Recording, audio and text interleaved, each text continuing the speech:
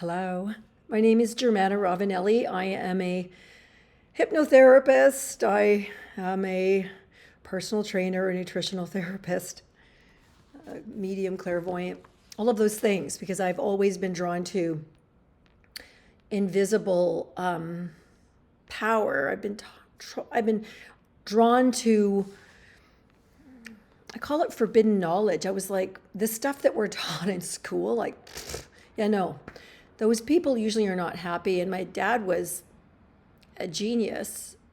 He had all sorts of education and degrees, and he was one of the most miserable people I ever met. So I'm going to now share about the third agreement. It's called Don't Make Assumptions. There's an old saying, I make an ass out of you and me if I assume anything. And what is super helpful is asking, like, what evidence do I have that what my brain is telling me is true? And I'm going to really pound that into some of my videos. Is this true? Do I have evidence? And what you'll discover is most of what your brain tells you is garbage. Please don't shoot the paper girl. An assumption. The third agreement is don't make assumptions. Or I'm going to say stop making assumptions, because the word don't, if I say don't think about a pink elephant, you're going to think about a pink elephant, because the subconscious doesn't hear don't. Stop making assumptions. We have the tendency to make assumptions about everything. The problem with making assumptions is that we believe that they are true. We could swear they are real. We make assumptions about what others are doing or thinking. And boy, oh boy, that's a big one. That's how you destroy your life. We take it personally. Then we blame them and react by sending emotional poison with our words. That is why whenever we make assumptions, we're asking for problems. We make an assumption, we misunderstand, we take it personally, we end up creating a whole big drama for nothing. And this is just the part of us that's, forgive me for saying it, fearful and weak. It's like the underdeveloped self. It's the child within us that thinks that there's something that's wrong and that there's a crisis and we need to, fix it or whatever. It's usually wound related and not knowing how to, ask, is everything okay? Are we okay? Are you upset? And even if someone's upset, it's not about you. It's not, even if they try to make it about you. All the sadness and drama you have lived in your life was rooted in making assumptions and taking things personal. Take a moment to consider the truth of this statement. The whole war of control over humans is about making assumptions and taking things personally. Our whole dream of hell is based on that. We create a lot of emotional poison just by making assumptions and taking it personally, because usually we start gossiping about our assumptions. Have you ever done that? Oh, blah, blah, blah, blah, cluck, cluck, cluck. And then you say something and then you realize it wasn't even true because it makes you feel powerful. You're using black energy, dark energy. Remember, gossiping is the way we communicate to each other in the dream of hell and transfer poison to one another because we are afraid to ask for clarification. Is this true? Like, I've had issues in my life about saying I need to go home and have a nap. I would think that they would think I'm weak, and it's really me thinking I'm weak because I need to take care of myself, which is kind of sad. We make assumptions and believe we are right about the assumptions when we defend our assumptions and try to make someone else wrong. And this is classic. Like, I ask people, look on Reddit, and people are just like, you're this and you're that. And I'm just like, holy shit. I can't believe it. I'm so sensitive. My son got me an account up there and I built it up and I was like, oh my God, these people are cruel. And I thought, you would never say that to my face, but say it on a keyboard. My God. It is always better to ask questions than to make an assumption, because assumptions set us up for suffering. Assumptions are all going to be rooted to our core wounds. I'm not wanted. I'm not good enough. I'm ugly, blah, blah, blah. I'm old. None of that needs to be harvested or planted in our garden. A thought is like a seed. A thought in our word is like a spell that we cast on ourselves, like a wizard. What am I saying? What am I saying? And remember Pigpen on Charlie Brown and all of that debris floating around him? And we're like, oh, that's awful. Well, that's our thoughts. It sends out energy, and then we attract that energy back to ourselves. And if we just go, you know what? I'm a beautiful being. I'm healthy. I'm happy. God doesn't make shit. You're not shit. I'm not shit. We are beautiful. When we claim that and we lift it and just say, I'm choosing to acknowledge that I am a sacred, lovable, beautiful person. And that's not arrogant and narcissistic. It's an energy of just acknowledging that somebody made you. You chose to be here. You're on a journey, a sacred journey. And you can walk it in dignity and grace. Or you can character assassinate yourself, get more plastic surgery, spend more money on things you can't afford, and hope that other people think you're cool, which doesn't work. It's insane. I had one client that spent $70,000 on plastic surgery because she was trying to be like this sex goddess chick. I couldn't believe it. I was appalled because she looked like a Japanese rubber doll to me. And eventually her career flatlined, which was, of course, what needed to happen for her. This is really important. I've talked about the mitote. The mitote, this is really important. We all have this.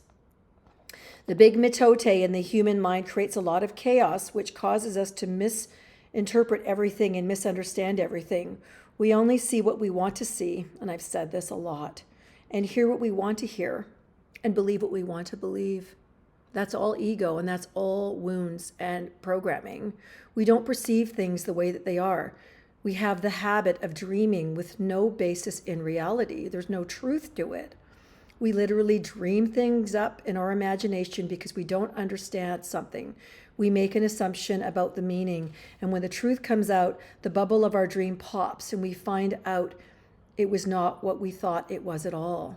I mean, you may have thought this about a partner, about a friend, and usually it's just we want to be loved. And so we're not getting loved the way we need to get loved. We're trying to get it from somebody else. It doesn't come the way we need it to come. So we assume there's something wrong, and that's not true. An example, if you are walking in the mall and you see a person you like, the person turns to you and smiles and then walks away. You can make a lot of assumptions just because of this one experience. With these assumptions, you can create a whole fantasy, and you really want to believe this fantasy and make it real. A whole dream begins to form just because of your assumptions, and you can believe, oh, this person really likes me. In your mind, a whole relationship begins from that. Maybe you even get married in this fantasy land, but the fantasy is in your mind. It's your own movie. Your own personal dream of delusion and fantasy. Making assumptions in our relationships is really asking for problems. Often we make the assumptions that our partners know what we think and what we don't have to say what we want, that we don't have to say what we want. Error. We assume that they are going to do what we want because they know us so well. God, that's scary. And if they don't do what we assume they should do, we feel so hurt and say, you should have known. If you loved me, you would know, which is complete and utter garbage. Learning to say, can I make a request? You know, I want you to touch me or hold me. Can we go out for dinner? Can you help me with the housework? Would you mind? That is powerful versus going, you didn't do this and you didn't do that. That's the mitote destroying your life and your relationships. And if you get a new person, you'll do it to them as well because you have not developed your skills as a spirit, as a soul, as a person in a body that's making the most out of your life. This is your dream, and this is your creation like an artist. Another example, you decide to get married, and you make the assumption that your partner seems married the same way as you do.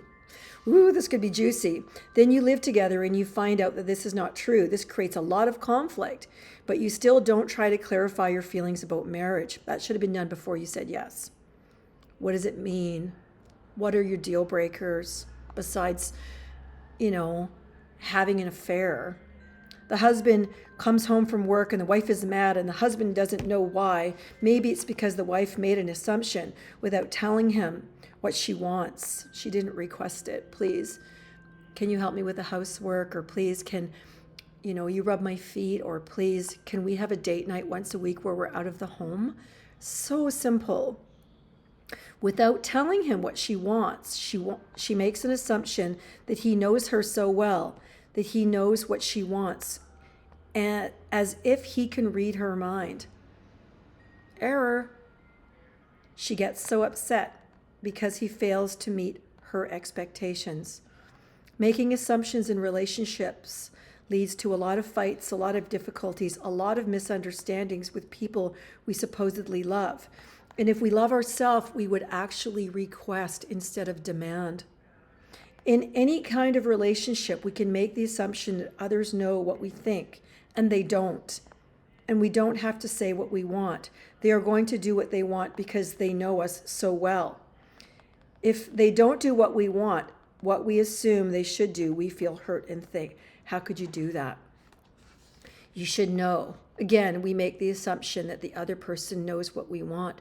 A whole drama and a lot of emotional harvesting and suffering is created because we make this assumption. And then we put more assumptions on top of it. If you loved me, a lot of women do that. It is very interesting how the human mind, the untrained human mind, works. So this is about training your mind. I call it, one of the people I've listened to calls it being self-studied, understanding ourselves. We have the need to justify everything, to explain and to understand everything in order to feel safe.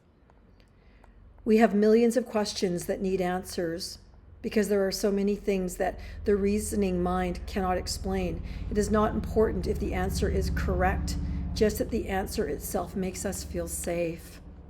That's really powerful.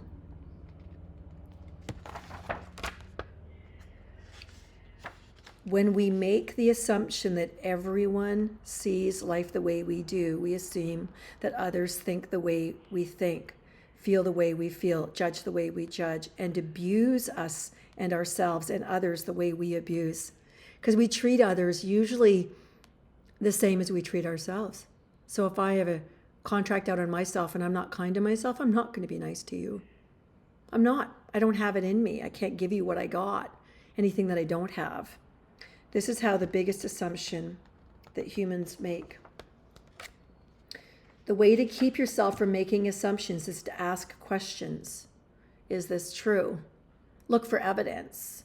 Make sure the communication is clear. If you don't understand, ask.